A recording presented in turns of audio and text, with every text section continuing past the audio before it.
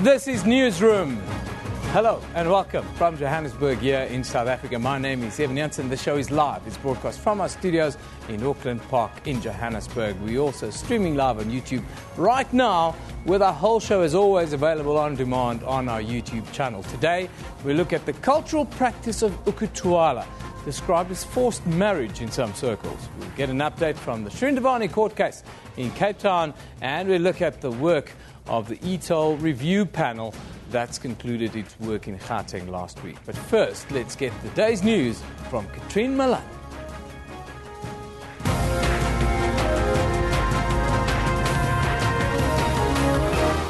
Well, hello and welcome you with Newsroom on SABC News. I'm Katrine Malan, and let's take a look at those top stories this morning.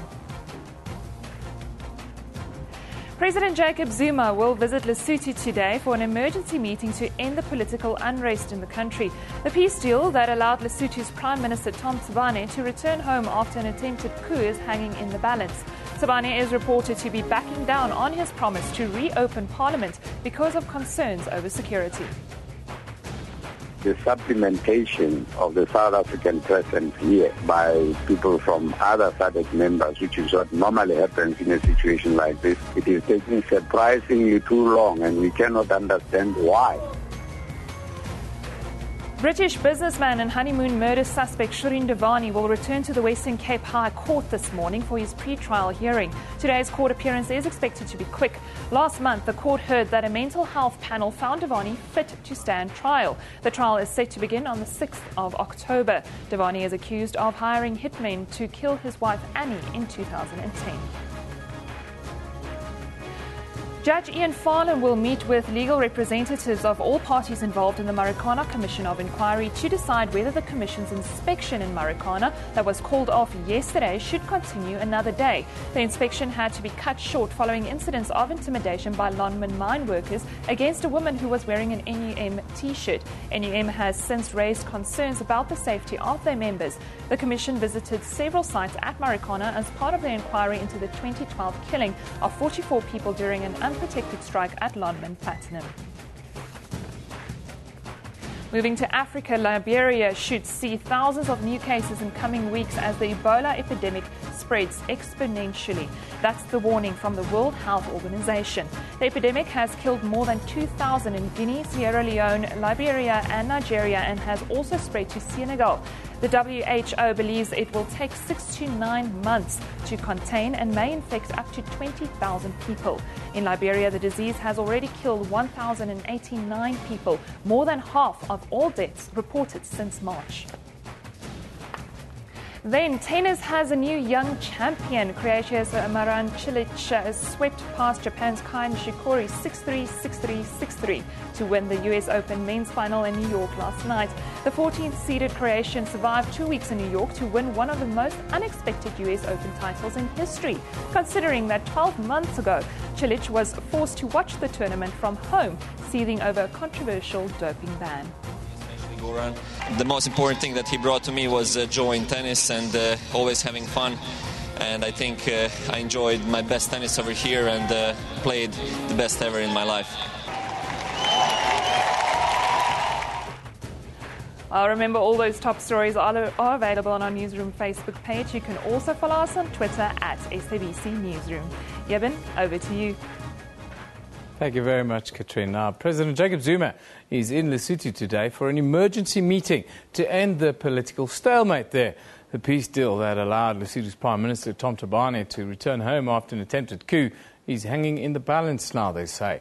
Thabane is reported to be backing down on his promise to reopen Parliament because of concerns over security.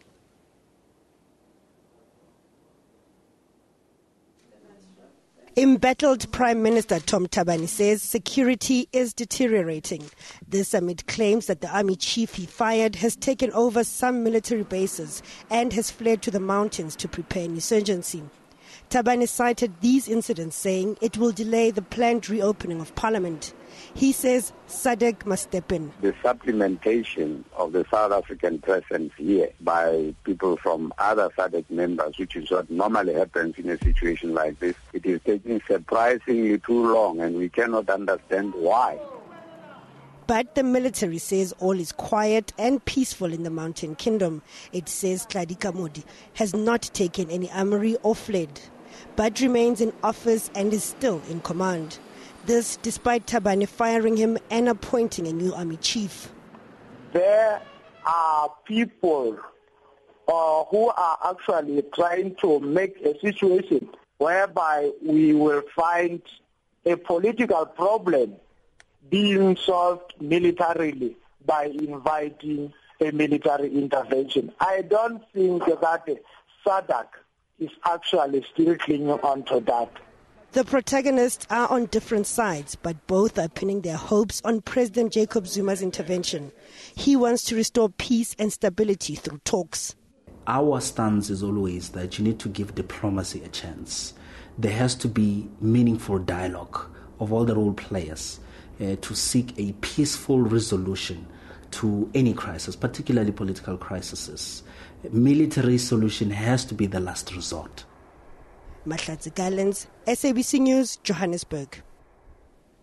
Well, for a quick update, let's cross to our reporter, Yolisa Njamela, who is in Lesotho right now. Very good morning to you, Yolisa. Morning. Yolisa, just give us a quick update on the ground there where you are. Well, even where we at now in Maseru, it would seem like life is normal because people are going about their business. But in fact, they are aware that not all as hunky-dory as one would put it, because in as much as all the leaders are back in the city from the imposed exile of the tripartite, two of the members of the tripartite alliance coalition government here in Lesotho, they're back in the country. They are after the intervention by SADC led by President Jacob Zuma. They are supposed to reopen Parliament on the 19th. But what we've been hearing on the ground is that Prime Minister Tom Thabane, in fact, has been saying because of what is perceived to be happening, the Parliament might not open in time. And you must bear in mind, of course, that they have committed themselves.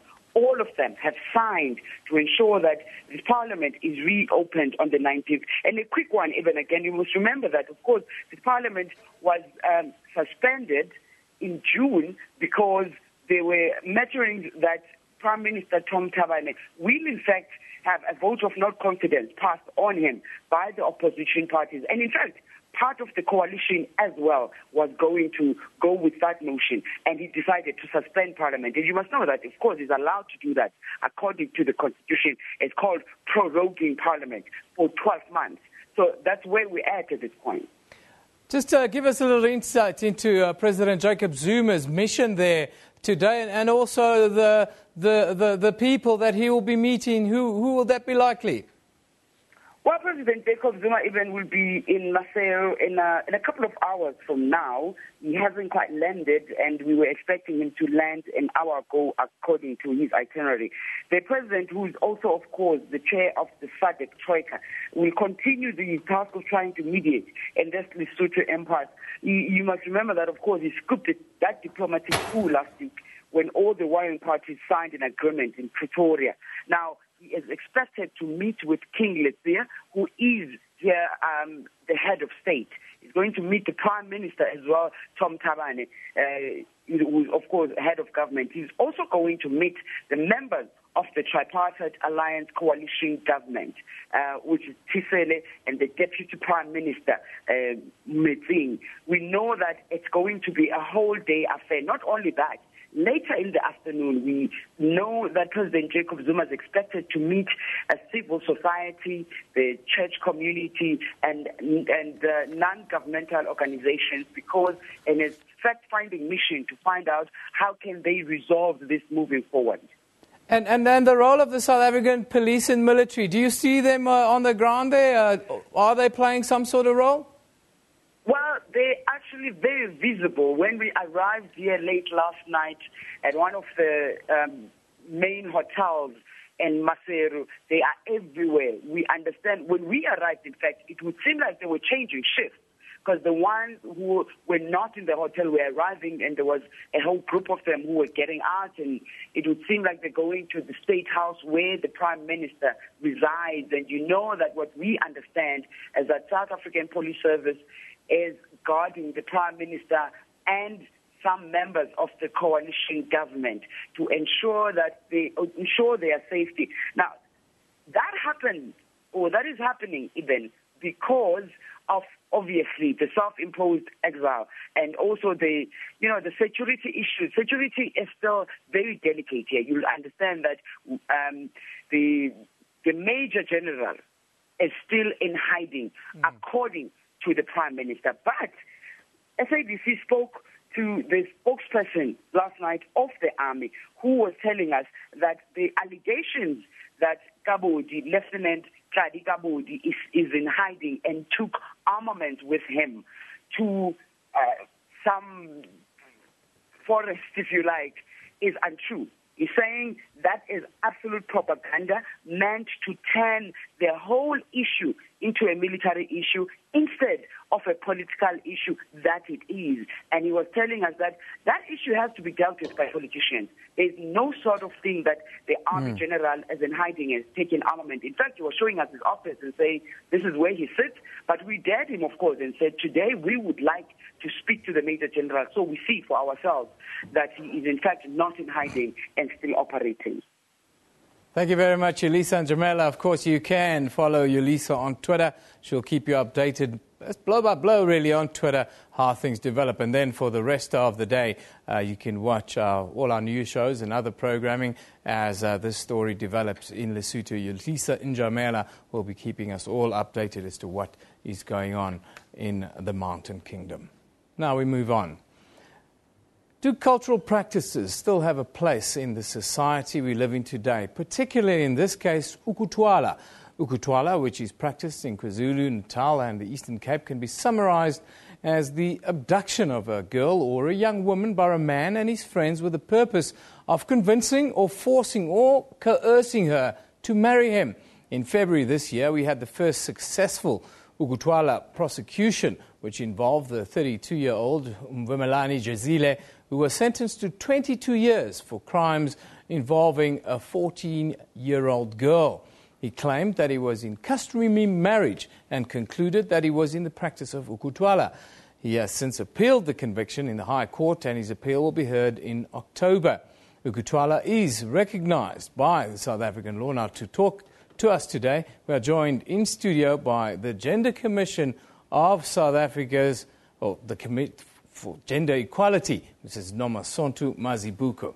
Very good morning to you, ma'am. Thank you very much for joining us this morning. Good morning, Evan, and good morning to your viewers. This is a difficult one. Just explain to us, firstly, the traditional practice, and then tell us, is the traditional practice of Ugutula being abused in South Africa? The tradition of Ugutula is a tradition where you find a young girl or a young woman has been coerced. I would rather use the word coerced to say, and is given by her parents or taken by friends of this gentleman and in preparation for a marriage. Now, what are some of the myths around Ugutula that people often don't understand? The way that it is explained to me is that some people say that abduction and kidnapping is often commonplace. Is that accurate? Yes, it is accurate because the young woman is not aware that is going to be twalaed.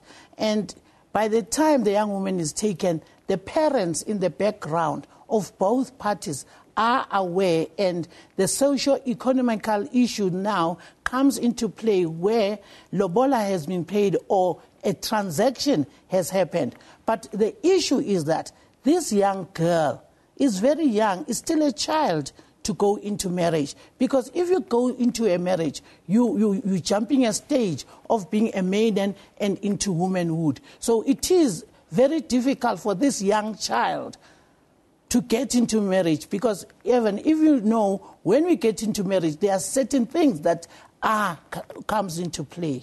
Yeah, that's the expectation of marriage can often be very, very difficult for young people to deal with. But I wanted to ask you about the practice, and can we still force our daughters to marry men in today's world for financial gain? Is that still okay? It's not okay, but we can't run from the issue that it's still happening. It's not okay, because a marriage is a partnership and a relationship between two people, a male and a female. But in this case, when we talk of Ugutula, we're talking of a young girl being given to an older man. How do we combat this? What do you see as the way forward in dealing with this, where you have young children, sometimes 12, 14 years old, who are betrothed to men older than 40? The Gender Commission is giving programs, and we are in partnership with SABC, NPA, and Department of Social Development, and the traditional leaders. We're coming together, and we're trying to educate and say to communities, it is not good, because it is used in the cultural issues whereby men still feel, and our constitution stated very clearly that we are non-sexist, but we find that it is the girl child that is compromised in this situation. And that brings me to the key question within this whole scenario. What is the impact that you've seen that Ugutula has on the girl child? The impact is bad, because the girl is now taken away from education, which is the core situation that we want our children to be educated. And two, this child is a child, and most cases she's not ready for the marriage. And what does the law say? What does the law say right now in South Africa about the role of the parents? What kind of responsibility do the parents have in this scenario, and so forth? And we're saying as the law that it is a criminal act where the parents have met, and they cannot sideline the thinking and the choice of the girl child, whereby that is why we've gone into partnership with SABC to say the parents must be taken and be prosecuted against the little girl. Can parents then be prosecuted, you say? Or yes, should they? They should. And they may, because we're looking at it seriously. We're protecting the girl child here, Evan, because this child, it all depends what we mean as South Africans, that a child, and it's a girl. So this child has to go to education. And the choice, I think the parents has discriminated against this little girl. Finally, it's a very difficult one when one has to parent the parents almost in a way. But tell us, what would you like to see happen in South Africa at a governmental level and then at a social level going forward in dealing with the issue of Ugutula here in South Africa? I think we as the Gender Commission, we are looking forward to empowering the girl child. And we are looking forward that we should come into partnership, the parents, the government, which is the social development, to enhance and empower the girl child. And we're not leaving the people which are having this relationship, which are men. We're saying to men, oh, please, it's a child. It's a child. Can we go and say, let's have our relationship to our equals, and let's leave the young girls to grow and to have their own choices? Because it's very interesting for a young woman growing up and having her own choices and looking very vividly into the future. Education is the core function in this country, and it is a power and it's a tool whereby we're saying, let our little girl children be educated. And we need our parents to protect us as young girls. It is the key to really unlocking the future of all young women around the world would be education. But thank you very much for joining us and shedding light on the issue of Ugutula. That was Mrs. Nomasonto Mazibuku, who is from the Commission of Gender Equality. Thank you, ma'am, for joining us. And thank you to the viewers. Fantastic. Now, what do you think? Do the cultural practices of Ugutula still have a place in modern-day society? That is the question we ask you. What do you think? Send us your comments to @SABC Newsroom on Twitter. And let's take a look now at, the front pages from around the globe. We go to Nigeria, where the Vanguard is reporting that the son of former Nigerian President Olusegun Obasanjo has sustained serious injuries after Boko Haram militants attacked a platoon led by him. Then the International New York Times is looking at the destruction torrential rains that brought to the Himalayan region of Kashmir and eastern Pakistan for the last 6 days. Down under we go now to Australia, where you'll see a picture of the Duke and Duchess of Cambridge with their son there. It was announced yesterday that the couple is expecting a second royal baby. That was very quick work, yes? Very quick work. Now, this week, it's been 6 months since the Malaysian airplane MH370 had carried 227 passengers and 12 crew members disappeared. Recently, Australian researchers said they recovered another underwater sound recorder close to the tip of India. That was in the ocean when MH370 disappeared. A deep water search is expected to start in the area sometime this month and could last as long as a year.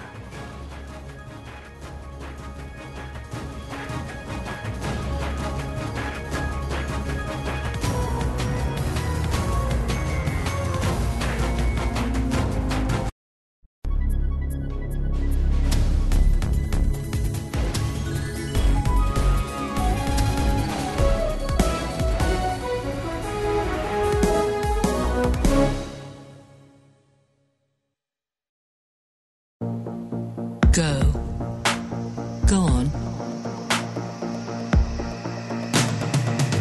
Go explore. Go with the wave. Lead the brave. Go bold. Go strong. Try. Dare. Go everywhere. To oceans where no one's gone.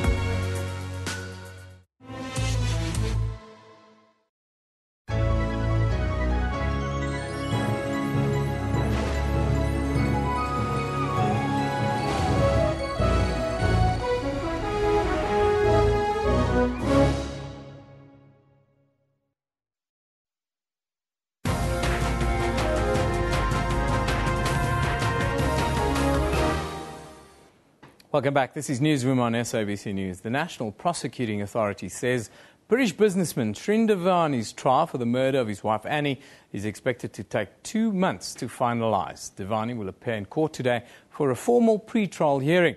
His trial is expected to start on October 6 and will go to the 12th of December. Davani, of course, on trial for his wife Annie while they were on honeymoon in November of 2010. Now, for the latest, let's go to our reporter Vanessa Puna, who is at the Cape Town High Court this morning. Good morning, Vanessa. Good morning to you, Eben. Vanessa, just give us a quick update on the latest and the expectations today. Yes, the latest is that Mr. Srindavani will appear in the Western Cape High Court again today, and this time for a formal pre-trial hearing. Now, what happens during a pre-trial hearing is that both the state and the defence will have to convince the judge, as well as each other, that they are ready to proceed with the trial. Now, at the former court appearance, both parties indicated that they are indeed ready to proceed with the trial, and this happened after Mr. Davani spent a month undergoing psychiatric evaluation at the Valkenburg Hospital because initially there was conflicting reports from the various mental health practitioners in terms of his mental state, in order to proceed with the trial. Now, that has been concluded, and the court has ruled that he is mentally fit to stand trial. You would remember that this comes on the back of an almost 3.5-year battle from Mr. Davani to fight extradition to South Africa. And earlier this year, he's lost that battle. He has been in South Africa for a good few months now, also still at the Valkenburg Psychiatric Hospital in Cape Town, where he has been ordered to remain until the trial starts on October the 6th. So today we can expect to hear from the state and the defence in terms of their readiness to go ahead with the trial. It seems as if the trial drags out a little bit and suffers quite a few delays. Why are we then only going to start on the 6th of next month? The 6th of October has been set down as the date for the start of the trial, and this also came because both the state and the defence convinced the judge, President John Shlope, that they would both be ready to proceed with the trial on this date. Also, in terms of Mr. Devani's ongoing issues around his mental health, and now that the month-long mental observation period has come to an end, and also after today's proceedings, if and when the parties tell the court that they are now ready to proceed, there's nothing to stop the trial from going ahead as scheduled on the 6th of October. Vanessa, have you had a look at Srin Devani? Have you seen him at all around? What does he look like? I've seen Mr. Devani in court on his former court appearances, and there is a huge difference in his appearance as well as his demeanour inside court. At the very first court appearance, he did look somewhat disorientated, somewhat confused. He couldn't hear the judge when the judge posed a question to him. But at his last court appearance last month, Mr. Devani, clean-cut, shaven, well-dressed in a suit and a tie, seemed very coherent. That was also noted in the psychiatric evaluation that was presented to court, that Mr. Devani is of above intelligence, that Mr. Devani is now better equipped to deal with proceedings, also to consult with his legal team, etc. So from my point of view, what I've seen in court, he does look as though he's made a huge improvement compared to the very first time that he set his feet on South African soil. The South African doctors must be doing a great job then there at Valkenburg. But in conclusion, just tell us, the number of witnesses have not been announced. Why is that? And then I also see that Judge Shlope is looking at appointing a different judge. Why is that? Yes, the witness list has not yet been divulged to the media or before court, and we expect that to happen, if not today, then definitely at the start of the trial. Yes, you are quite correct, Eben, that there will be a different judge presiding over the trial. You would know that Cape Judge President John Shlope was involved in the previous matters involving the co-accused of Mr. Srin Devani in the previous trials that had taken place, so he will not be presiding over this particular trial. It has not yet been announced exactly which judge will be presiding, but we know that it will not be Cape Judge President John Shlope. Vanessa, before we go, are you on Twitter and are you going to do blow by blow on today's proceedings on Twitter, and where can people follow you? Yes, I will definitely attempt to be on Twitter, providing that the court does not have a problem with us tweeting inside court. My handle is at Vanessa Puna 01. Thank you very much, Vanessa, for that update. Of course, the Srin Devani pre-trial hearing goes to the Cape High Court today. You can get updates from Vanessa Puna minute by minute. She says Vanessa Puna 01 at Vanessa Puna 01 is where you can follow her. That's if the new judge in this case allows her to do so. Let's take a look at what's on our Facebook page. Of course, today, there you can read more on why police are worried that a serial killer may be on the loose in Mamelodi, east of Pretoria, after the discovery of several bodies there. You will also see that President Jacob Zuma is expected to make an emergency visit to Lesotho today in an effort to continue dialogue amongst its warring leaders. And then that COSATU here in South Africa has condemned the intimidation of a National Union of Mine Workers member during an inspection in Marikana by the Farnham Commission of Inquiry yesterday. Very worrying indeed it was. You can find all of those stories and a whole lot more on our Newsroom Facebook page, as we like to keep you informed. But let's take a look at what's happening on our Twitter page, or, well, you telling us what's happening there. At SABC Newsroom, of course, Srin Devani very much on people's mind today. Neil Marman says, why can Srin Devani be transported with a beautiful Golf to the High Court? This guy have a lot of privileges. Yeah, it has a lot to do with where he comes from, I suppose. Tiato Share says, Oscar Pistorius, Srin Devani, Amanda Knox, Rafael Solicito, what do they have in common? I have no idea. Are they all in court soon? Maybe you can tweet us back and tell us. Musiwe says, Lesotho, has President Zuma landed yet? Yes, President Zuma has landed, and he's there to, as Yelisa reported earlier, to sort out the issues there. Francis Idris says, it is very clear the fallout between the coalition partners has reached a point of no return just by listening to them. Yes, it's very worrying what's going on in Lesotho. It seems as if the parties are far apart at the moment, and it doesn't look like Parliament will be reconvened on the 19th of this month, which will, one think, might just play out in violence on the streets in that country. One hopes it is not the case. Today, we pay tribute to the legendary poet and short story writer Pascal Mafika, who passed away at his Durban home over the weekend. Mafika, who died at the age of 65, was committed to documenting inequality, prejudice, and discrimination that wrought the lives of the African majority, especially here in South Africa. May his soul rest in peace.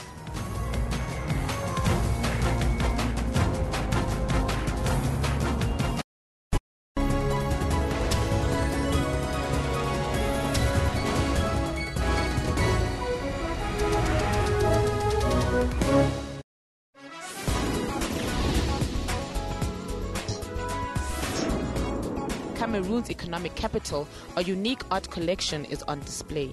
Titled Yesterday's Memory, Tomorrow's Memory. We are trying to preserve this heritage despite many things that have changed in the designing, embroidery and the model. If I'm telling you, you don't like it, I call it defeat. Join Musam Khalipi on Afro Showbiz every Saturday at 19:30 CAT.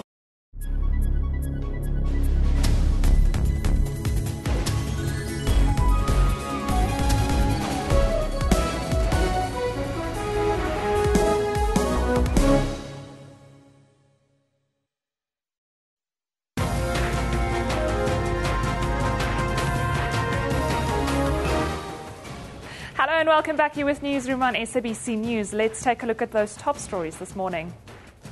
President Jacob Zuma will visit Lesotho today for an emergency meeting to end the political unrest in the country.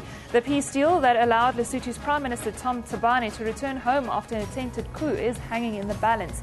Thabane is reported to be backing down on his promise to reopen Parliament because of concerns over security. British businessman and honeymoon murder suspect Shireen Devani will return to the Western Cape High Court this morning for his pre-trial hearing. Today's court appearance is expected to be quick. Last month, the court heard that a mental health panel found Devani fit to stand trial. The trial is set to begin on the 6th of October. Devani is accused of hiring hitmen to kill his wife Annie in 2010. And then tennis has a new young champion. Croatia's Maran Cilic swept past Japan's Kai Nishikori 6-3, 6-3, 6-3 to win the US Open men's final in New York last night. The 14th seeded Croatian survived 2 weeks in New York to win one of the most unexpected US Open titles in history, considering that 12 months ago, Cilic was forced to watch the tournament from home, seething over a controversial doping ban. Now remember, all those top stories are available on our Newsroom Facebook page. You can also follow us on Twitter at SABC Newsroom. Eben, over to you. Thank you. E-tolls on Gauteng's roads are again this month's hot topic of discussion as the review panel set up by Premier David Makura throughout last week continued to listen to proposals, concerns and comments from public organisations. On Newsroom, we had a heated debate. The Justice Project of South Africa, who were for the introduction of a fuel levy to pay for Gauteng's roads, and then the consulting engineers of South Africa, who felt the opposite, and that e-tolls are a world-class mechanism that will see South Africa developed to the world standard. Now today we are joined by the South African Chamber of Commerce and Industry, who were also afforded the chance last week in front of the panel here to give their take on e-tolls, his spokesperson, Pietman Roos. Good morning, Pietman. Thank you for joining us. Hi, Eben. Thanks for having me. Pietman, I want to start on the flip side. Before we talk about what happened last week, let's talk about road infrastructure. You're in business. Road infrastructure supercharges a country's economy, correct? Absolutely.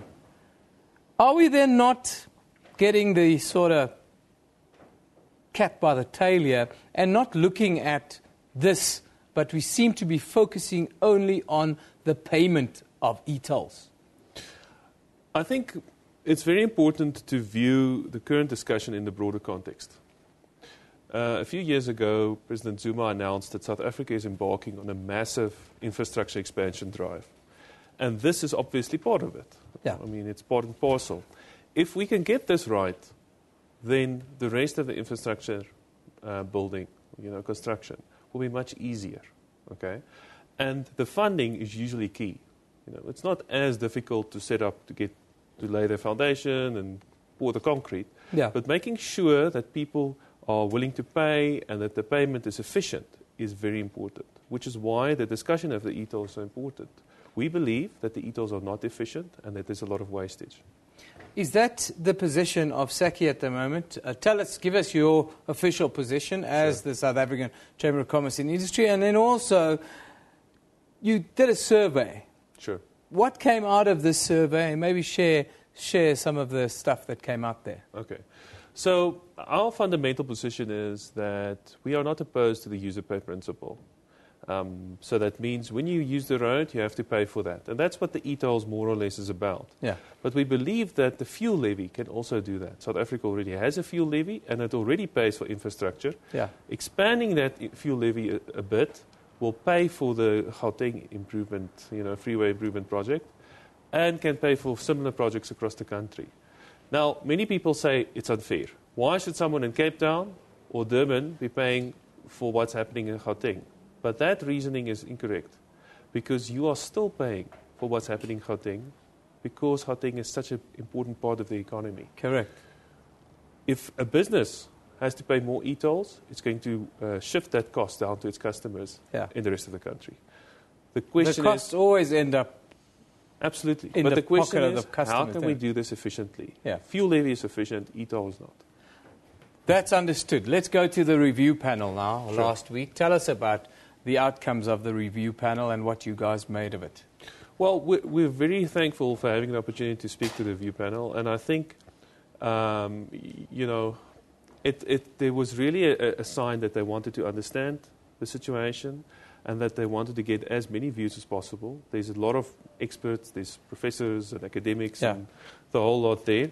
So it was a good experience, and we were able to share the survey with them that we did with our members. So the survey, we did 33 companies responded who were able to identify. They represent about 13,000 employees, which is no small potatoes. For me, the most crucial question or the most crucial outcome of the survey was the experience on the administration. How good is the administration? The gross majority said the administration of the e-tolls is very poor. Yeah. We gave them the option to say it's very good, neutral, whatever. Yeah. Very poor.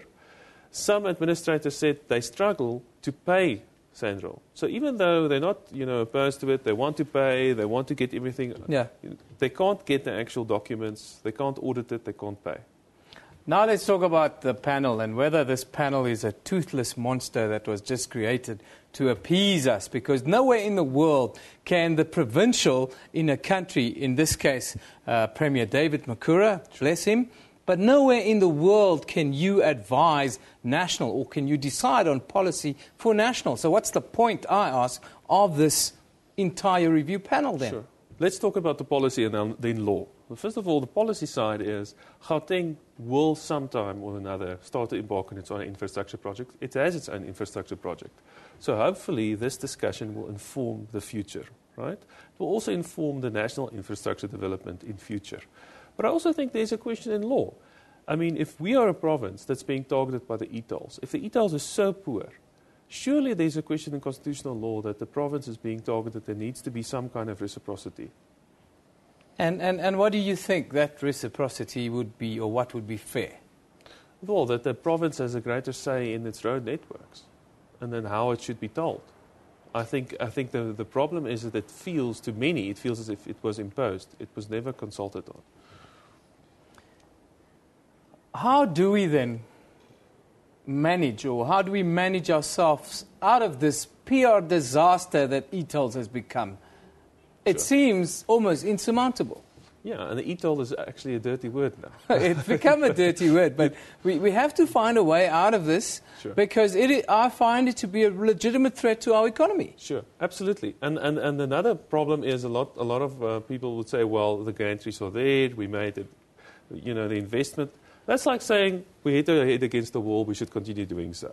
No, we made a mistake, let's scrap. Let's go back to something that works, because the problem is year after year after year, we're going to lose money to poor administration. Yeah, we simply can't collect the money there, which is very, very worrying, Pittman. Let's hope that sanity prevails and that what came out of last week won't be brushed away and that it will be used not the dissenting voice, but as sanity at least. Let sanity prevail and let's find a way for our economy to be supercharged, because we need that, don't we? Yeah, absolutely. I mean, how can we want to compete with the likes of China, Europe, and US if we don't have a proper infrastructure system? And people must understand the next decade is going to be crucial for South Africa and for the African economy to take that step up, right? Absolutely. I mean, we've got a budding market in Africa that's going to grow. Everybody says it's the next big thing. South Africa wants to be the port. But, if the biggest...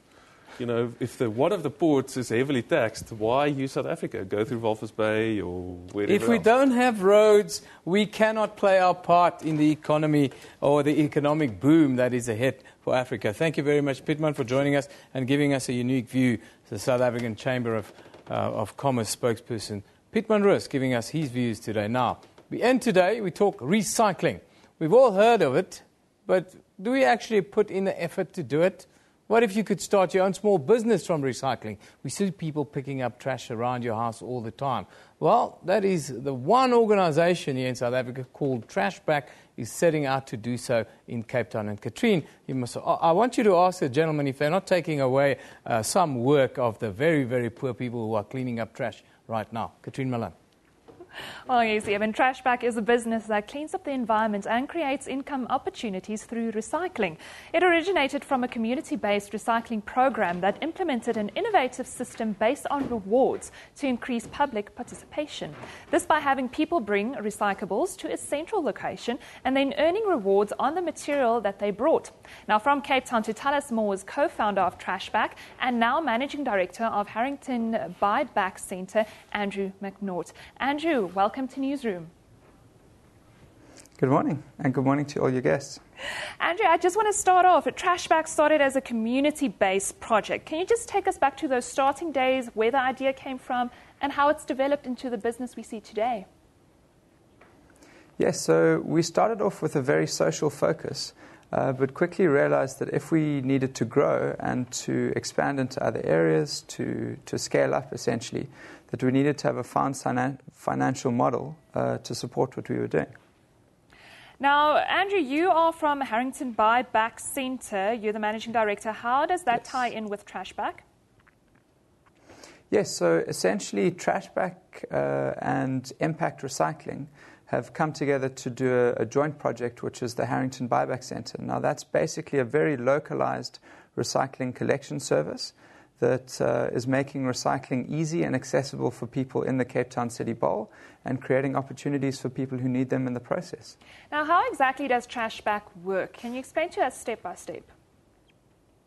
Yeah, so it's really easy. Basically, in your household, your office, essentially anywhere where you're generating recyclable materials, so things like paper, plastics, cardboard, tin cans, and glass. All you have to do is separate those from your general waste and then engage with us, and we'll send someone out to collect them from you, and it's as easy as that.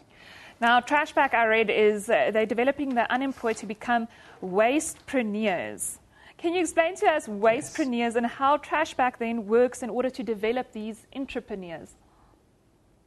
Yes. So essentially we're looking for people who either need some sort of income opportunity or who are really driven to make their lives better, and we create those opportunities for them. So there's value in the recyclable materials. Now, there isn't a huge amount of value, But for people who are driven and dedicated, they're able to earn a living through it.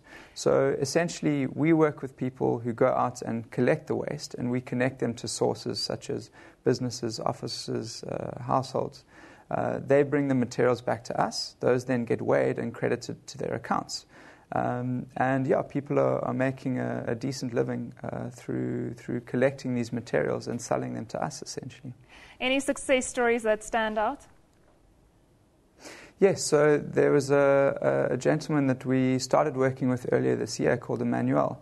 Now, when we found him, Emmanuel was living on the streets, and he started off collecting small amounts of paper from a business in the area, bringing it to us, and slowly he engaged with us more and more, and eventually got to a stage where he was our top collector. We were sending him out to very high-end offices within the City Bowl. And last month, Emmanuel actually found a permanent job with a construction company. So that's an amazing story for us to tell. Someone who's come right from the streets and now has something sustainable to keep him going. Now, Andrew, Trashback offers these services and more free of charge. Is that what makes it different from other companies that do similar work? Yes, so as I said, we came together with Impact Recycling to develop a model that's very streamlined, very efficient, and very localized. So all of the material that comes to our site in the City Bowl gets there with carbon neutral transport. So we don't have any vehicles, so we can make sure that our costs to collect are very low. And everything gets compacted on site and then sent off to the industrial areas where it gets processed. So because of the way that we've designed that, we're able to collect for free. Now, as I understand, Trashback is in Cape Town at this moment. Are you any plans of developing, taking it to other provinces? Are we seeing it in other provinces being done yet? Yes, definitely. So we're currently looking at a site in Langa, actually also in Cape Town, but we're also looking at projects up in Gauteng, and elsewhere in South Africa. Ideally, we want to take this model and replicate it all over the country. Now, I understand you're also offering training. People who want to become involved, just to wrap, where can they find out more about Trashback and how can they become involved and train with you guys? Yes, so if someone is interested in recycling in their home or their office, they can contact us on info@trashback.org. The same method of contact if they're interested in actually becoming a collector in Cape Town, they can come to our site. That's number 115 Harrington Street, and we'll give them the necessary skills that they need to learn to go out and collect. Otherwise, if you're looking to set up a similar site elsewhere in South Africa, you can also contact us, info@trashback.org, and we'll take it from there. Well, Andrew, thank you so much for joining us this morning. It's Andrew McNaught from Harrington Buyback Centre and also one of the founding members of Trashback. Now, if you want to know more about Trashback, you can just go visit our Newsroom Facebook page where we'll upload all of the information there. It's a new way of, turning trash into cash. I love it. I love the fact that they're not really taking the work away from people, but empowering young, people destitute on the street who are already collecting trash to really make it easy and to find a way to... we've got final comments, Katrina, before we go. Let's have a look. What's it? It's all about the royal baby. Ach, no, man. Please. How many Pathetic. royal baby announcements does it take to swing an independence referendum asking for a friend? #royal baby. Yeah, Scotland decides, of course, in 2 weeks' time, Scotland will decide whether they're going to be independent. I would want to be independent of the UK if you could shove the royal baby down my throat around every corner. Diva Supermom says, well, we have another royal baby on the way. Congrats to the Duchess of Cambridge. It's all good news. I understand, Katrina, that she's suffering terrible morning sickness. Is that right? It's an acute condition. It came out yesterday. Turn on CBC News, hoping to hear important things. Instead, I get all the royal baby gossip I could possibly want. Abolish the monarchy. Jonathan Kennedy here. I agree with you, my friend. Diane says, so Badger Monday is trending top above royal baby. So some people have their priorities right. There you have a picture. Local women also pregnant. There's a little bit of a joke, right? Oh, brilliant. I love it. That's from the Poke. I'm all for finding a regional angle on a national story, but this is absolutely ridiculous. I love it. There was a picture, but, there's enough coverage of the royal baby around the world. That's where we wrap it. Thanks, Katrina. Thanks, Eben. Newsroom is broadcast live from our studios in Auckland Park in Johannesburg every weekday morning between 9 and 10 a.m. The show repeats at 2 in the afternoon, and then again at 5 a.m. the following morning. We also stream live on YouTube, and you can watch it on demand a little bit later if you miss it live. You've been watching SABC News. This is Newsroom, where we love it in the morning. We love it in the morning.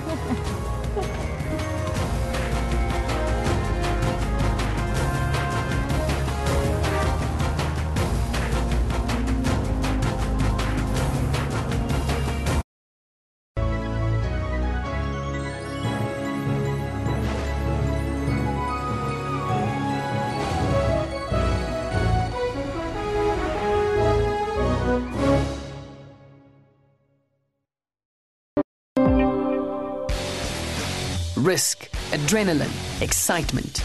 Are we talking extreme sport here? For Paul Esterhazen, we're talking about the things that attracted him to stockbroking. In November of 1998, Paul and his then business partner listed their company in the JSE. Our stockbroking business had been sold into a financial services company, and we had tentatively earmarked a payday of some 42 million rand for selling our business into there. The allure of making millions led the duo to take bigger